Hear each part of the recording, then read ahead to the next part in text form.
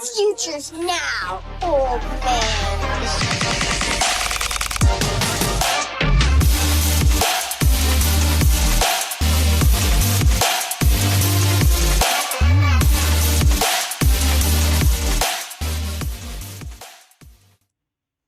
What it do? Got the Future First podcast here with the Week 8 debrief. Jose, what's going on tonight, dude? Hey man, I'm good, Jmac. How are you been? I'm good, man. You're looking real fly, man. Look, you got the collar on and everything. You Oh can, yeah, you mean business tonight, huh?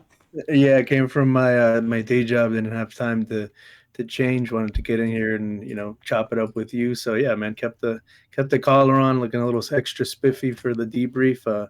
Let's make it a good episode. Let's do it, man. Yeah, let's jump into it. We got half an hour here, and we got a lot that I think we should cover.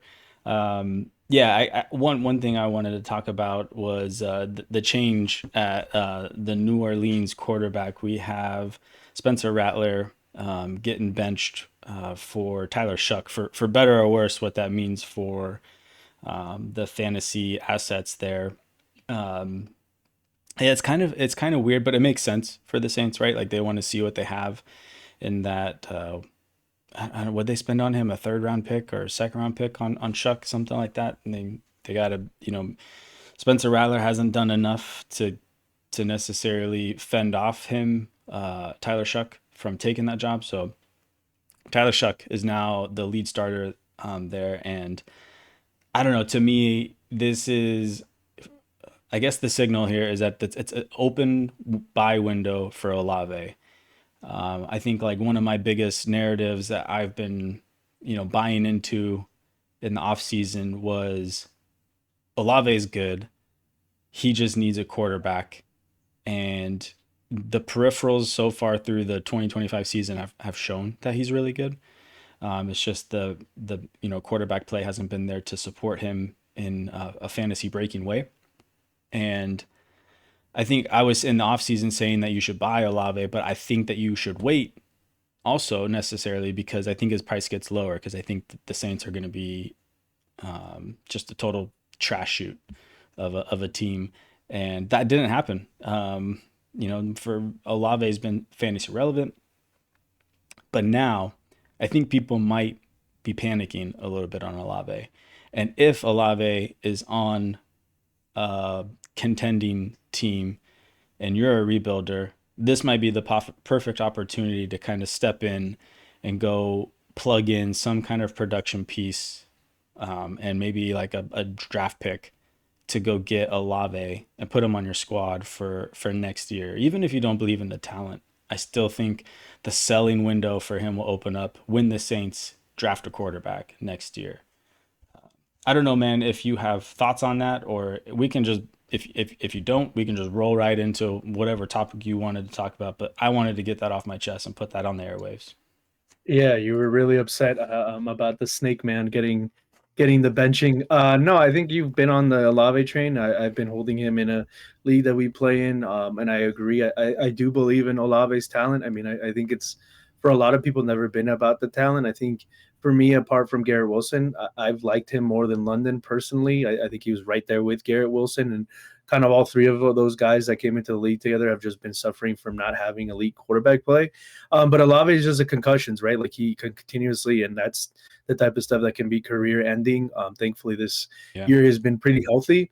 So I'm with you. I'm in a league where I was 10-2, but the wheels were completely falling off, and that was before I lost Mike Evans. So I decided to pivot away, trade tons of win now pieces to acquire Brian Thomas and two firsts and a second. And in that same league, I still have Wow. AJ Brown. And so when you said like, where's Olave? It instantly made me think like, how much would you trade in a dynasty league, 12 teams? Let's see, what are we working with? Half PPR rebuilder. Like, how much would you trade or need back on top of Olave to send AJ Brown? Or is that something, do you believe in it enough to do it straight up? Like, obviously AJ Brown is on a bye and is hurt, so it kind of maybe devalues him a little bit. But that was kind of my first instinct. Like, you were talking about giving actionable advice. I'm literally trying to take your advice right now and make it into something. Because yeah, Olave's on a real contender. And like you said, maybe he's really worried, and especially if after this first week it's really bad for Olave, it's like a stinker of a game. I think even more so. But yeah, how would you feel about like AJ Brown for Olave? I think you go offer it straight up. AJ Brown Okay. for Olave. I had that exact trade. So I bought Olave last week, and I'm a contender in a 14 team. It's tiered PPR, but it's a deep league. Like you start 13. I bought Olave for my next year's first and a 2028 second, which I thought was a smash deal. Because I mean, in a 14 team, my first is really like a late first, early second next year. And I had been trying to get AJ Brown off another team, but he was asking for like two first, and he was like sending me back a second. I was like, that's too much.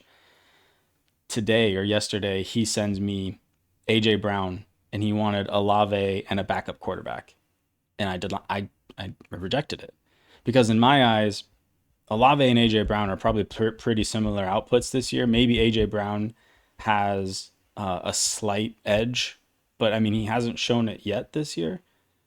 And Olave is already, ahead of him in fantasy points for this year. Plus, he offers a dynasty value, which AJ Brown doesn't necessarily offer. So, for me as a contender, I prefer Olave over AJ Brown. Definitely as a rebuilder. So I think you just go offer it straight up. And if you need to throw something on top of AJ Brown, that's just to get the deal done. Like I'd probably do that. Yeah. Okay. Yeah. I mean, that's the type of moves I've been looking to do with AJ Brown. I mean, um, another quarterback, like I guess it's not a change, but something to keep an eye on, right? You got Joe Flacco with this injury. It definitely seems like Oh he's yeah. going to miss this game coming up. So now you kind of revert back to, I think you pretty much have to just revert back to our thoughts on most of the Bengals pre Flacco trade. Like, Chase has been getting it done just by PPR and volume numbers, right? You had like over 10 targets multiple weeks back to back now.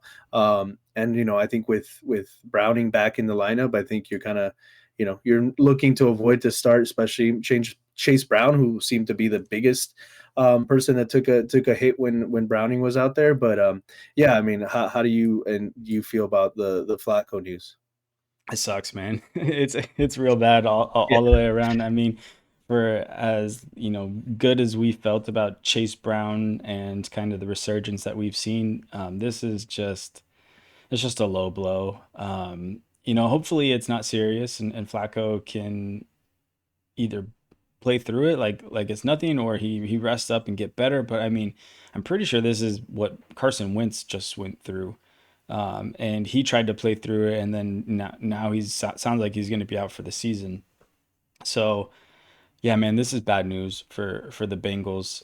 Great news for the Ravens, who are trying to get back into contention for the AFC North over there. But yeah, man, it sucks. Like I think actionable would be like if you can try to sell Chase right now and get out like high because he's had those last big couple games. Like maybe you do it. Maybe you can. I think I heard on the Ballers today someone was asking. They had a trade on their table.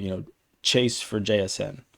This is obviously like redraft, but he was like he had Chase and was like, should I take JSN for it? I was yeah. Especially, Yeah. JSN's already been through the bye week, and as good as he's looked, and then with just the risk that the Bengals carry without a competent quarterback, I'd try to get out if I could, if I can sell high on that price. Yeah, I agree. I think that's a good idea. I mean, like Chase is still probably going to be okay. I mean, he has like the top three number of targets on the season. Like it's him. He has the first, the second most, and the third most. I think if Flacco is going to be okay for the rest of the season, I think he was on some historic pace to break like almost every record in terms of targets and probably catches in the history of the league. I mean, obviously only 2 game sample size, but that seemed like to be Flacco's go-to, where's Chase and throw him the ball, which is obviously a very good idea. Yeah, man. And like, what else? What kind of? I guess we were just sticking with quarterbacks. One thing that I'd throw out there is Drake May is him. Like, I think Mm. there's no questions, ifs, ands, or buts. If you wanted to buy in Dynasty, it's probably too late. But if trying to acquire him in redraft, I think maybe you could still, you could still do that, since quarterbacks, especially in single quarterback leagues, are not valued as highly. But I definitely think he's the type of player that is going to be winning a lot of people championships, especially if you held on to him, or you got him in your rebuild and now you're coming out of it in Dynasty. Yeah, I just wanted to shout him out because I think he's been somebody that we've talked quite a bit about, and now he's putting these games back to back to back. The rushing is kind of upticking, but you just see it in the play, right? You see it in the way he throws the ball. He still doesn't have anybody. He's got Booty and freaking Diggs out there, like, and he's still making it work with the passing yards and the touchdowns. So, yeah, just wanted to shout out one more quarterback there in the AFC, and Drake May. Yeah, I love that. And I do want to talk about his peripherals and like who you'd be in on if any of them. But before we do that, I want to flip it back on you here and ask you for some advice because I am in a league where I have Drake May, and he's been, largely responsible for me, staying in the chase for the playoffs. I also have Lamar Jackson on that team, and so Drake May has played a big role in, keeping me going these past few weeks. But now with Lamar Jackson coming back, I don't know what to do. Like I'm seriously contemplating just starting Drake May over Lamar Jackson at this point with how good he's been. But that just seems ridiculous. And then I ask myself, well, I have this elite asset on my hands. Like, do I trade him? Do I hold him in case Lamar, he aggravates his injury and gets back there? So I have a pretty good team. It's like Bijan Robinson, Brees Hall. I think I have Vidal in that league also. So like my running backs are kind of locked up. My wide receiver room is a little shaky. It's like Brian Thomas Jr., Marvin Harrison.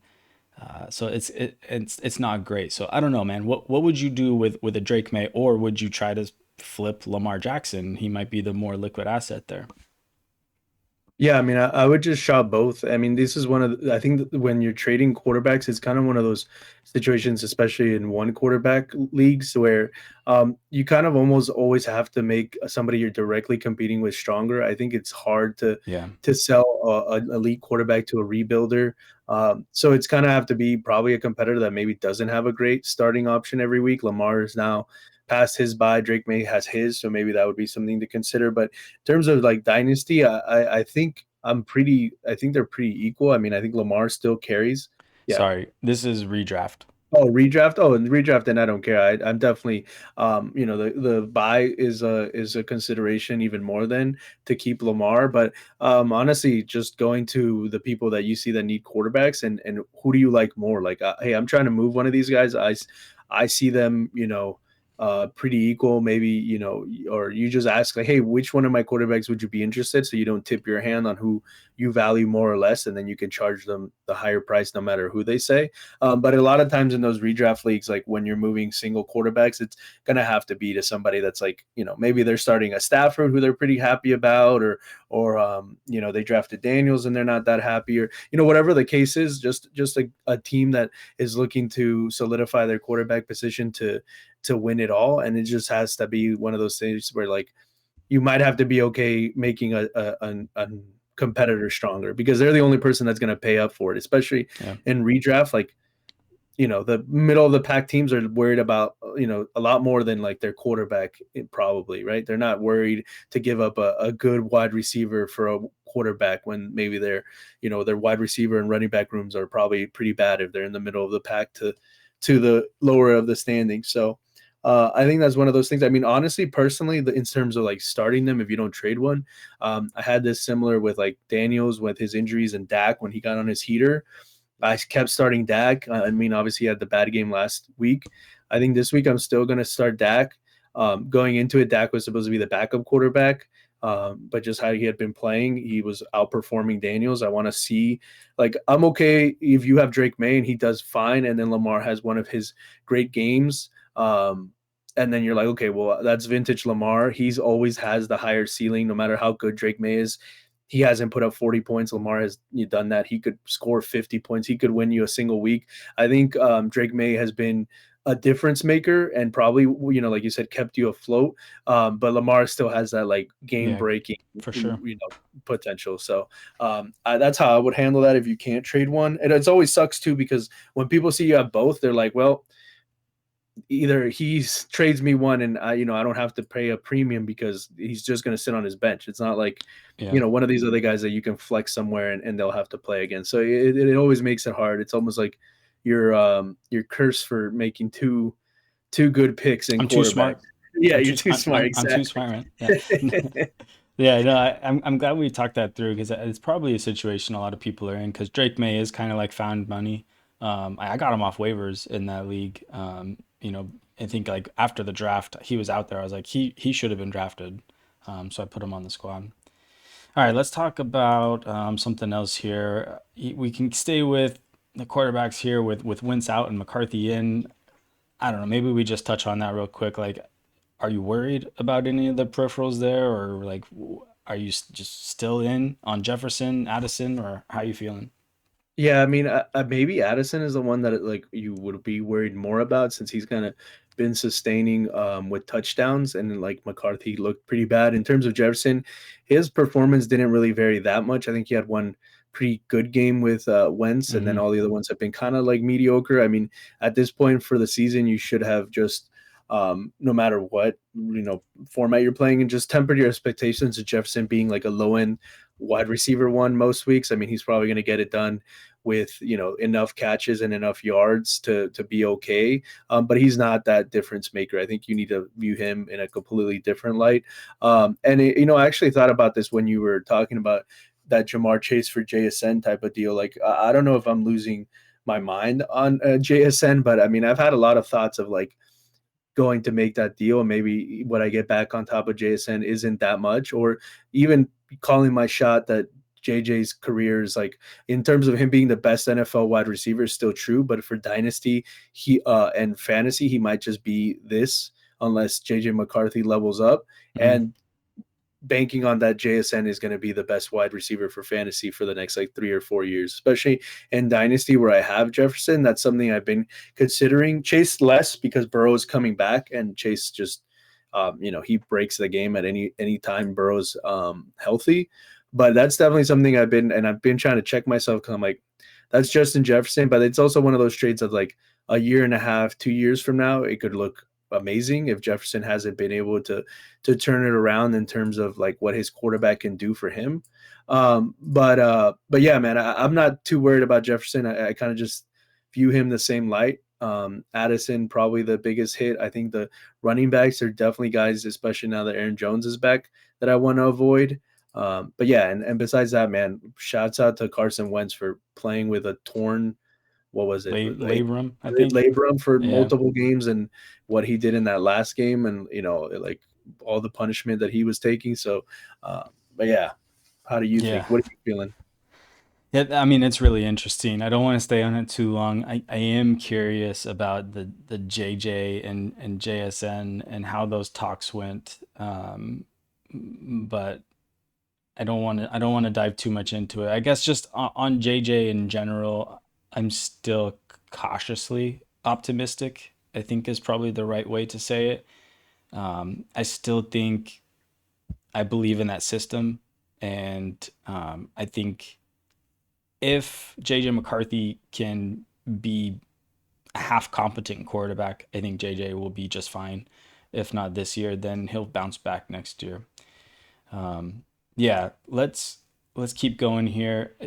I think we need to talk about Gadsden here. ArrrJHarrrvey Gadsden had another followed up his breakout game with another solid performance with like just constantly getting targeted. He was the focal point. It feels like he's the Keenan Allen. He stepped into Keenan Allen's role, what Keenan was earlier this year. Man, and he looks good. I I bought him in the Till Clan Keeper League. I'm kind of all in on that. That was the same league where I just sent a second and a third for Judkins and a fifth. And with Judkins' injury, I kind of felt like I just needed to keep going, and I parlayed that and put Judkins and a third, a fourth, and a fifth to go get Saquon Barkley and ArrrJ Gadsden. Gadsden will be a flex. I have Kraft on that team already. So I don't know honestly if that was the right move or not, but it just I felt like I needed to kind of continue that momentum. I'd already kind of like made a move to go in all in on this year, and then this was just kind of the final push. I don't know how it'll turn out. I'm hoping it turns out well. I'm hoping Gadsden kind of remains there. But yeah, I don't know. What was your reaction? Because I know you were in the chat was like, "Ooh, that's spicy." As soon as that came down. Yeah, I mean you're what, the number one seed, right? I mean Yeah. you're going into the week. So I mean I think it makes sense from your perspective. I think you need, now having the only reason I thought it was interesting is because you already had Tucker Craft.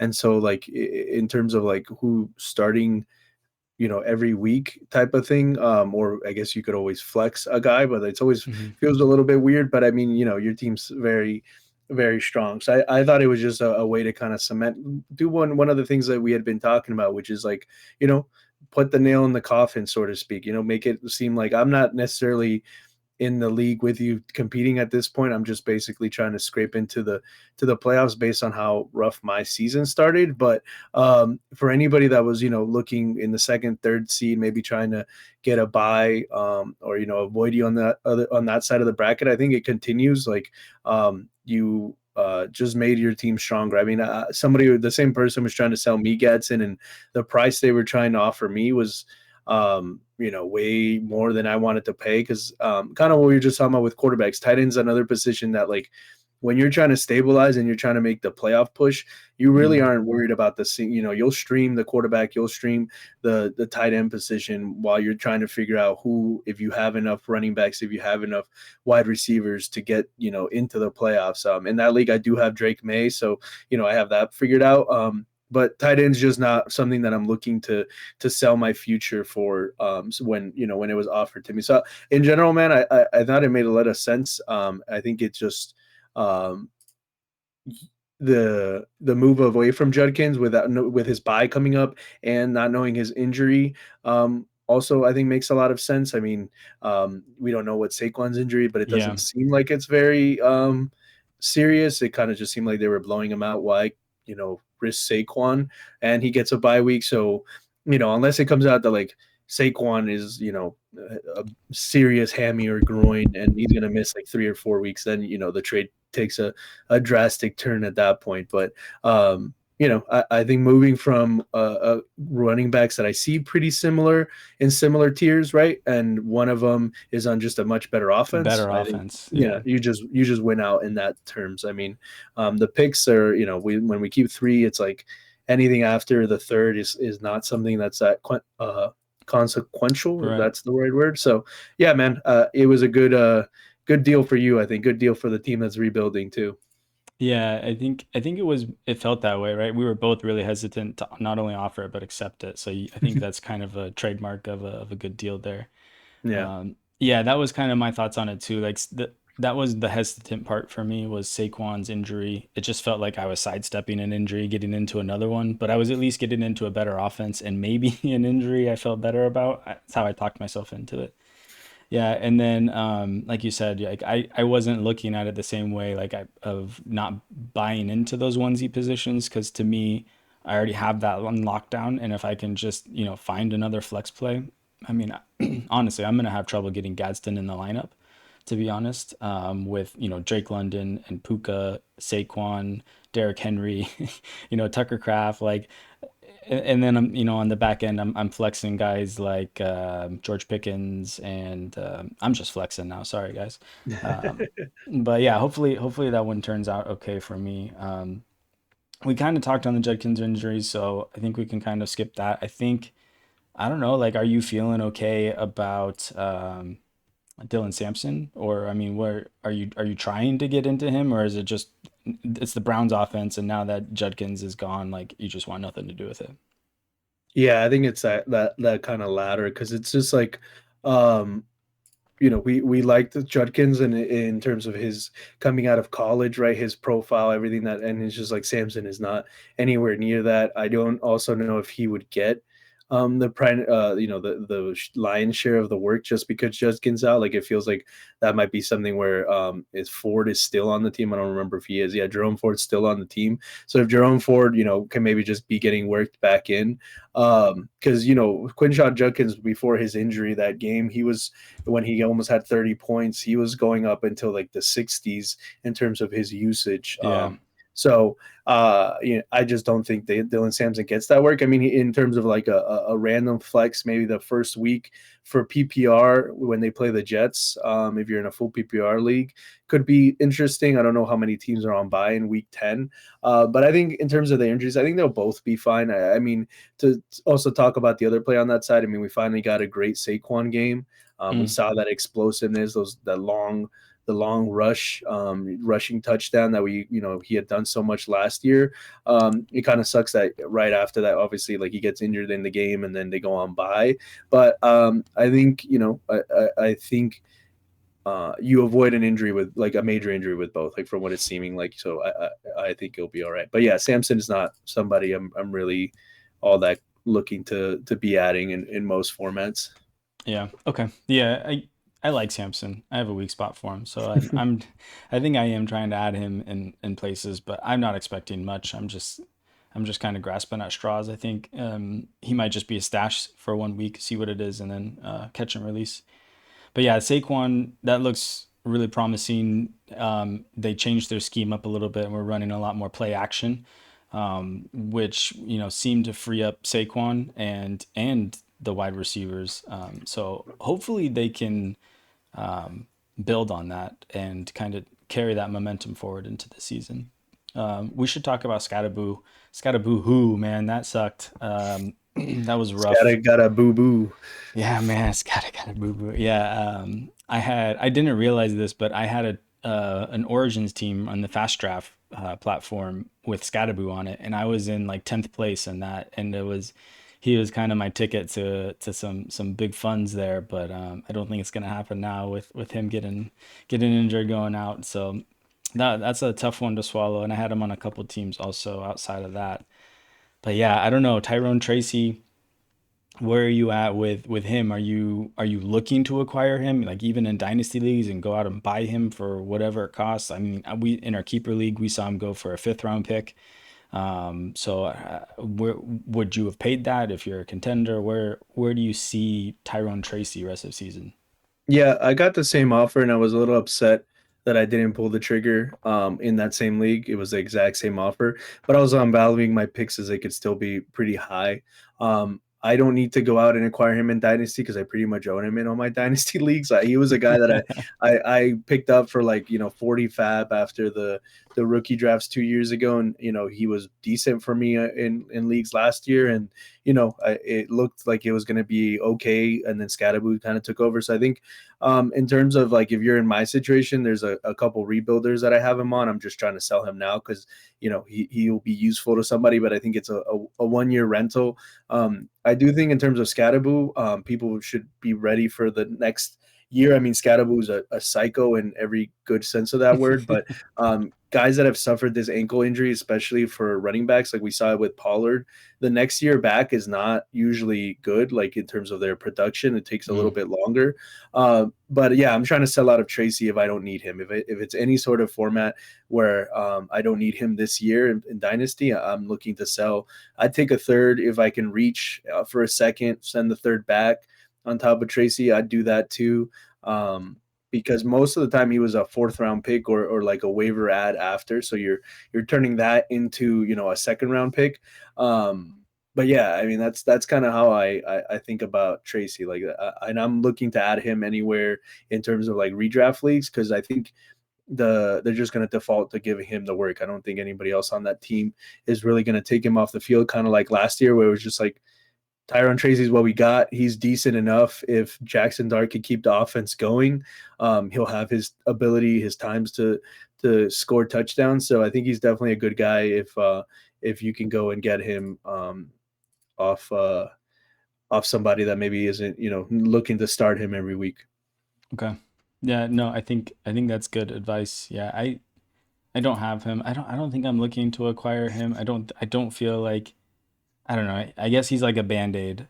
So if you lost Skattebo, maybe that's the place that you go get him if you're a contender somewhere. But yeah, I'm kind of like you. I think I put a bid on him in a redraft league because rest of season, screw it, why not? Right. Um, okay, Rashi Rice is fully back.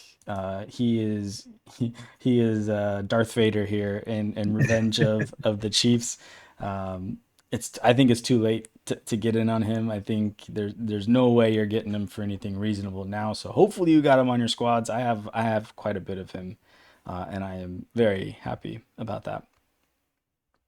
Um, yeah, one thing I wanted to touch on here was Houston and CJ Stroud looked really good against the 49ers, and I was really curious. I went back and I watched that game in the all 22, and let me tell you guys, just about like every significant impact play where CJ Stroud went downfield, there was a hold on the defensive, or yeah, the offensive line against the defensive line. I'm not buying it.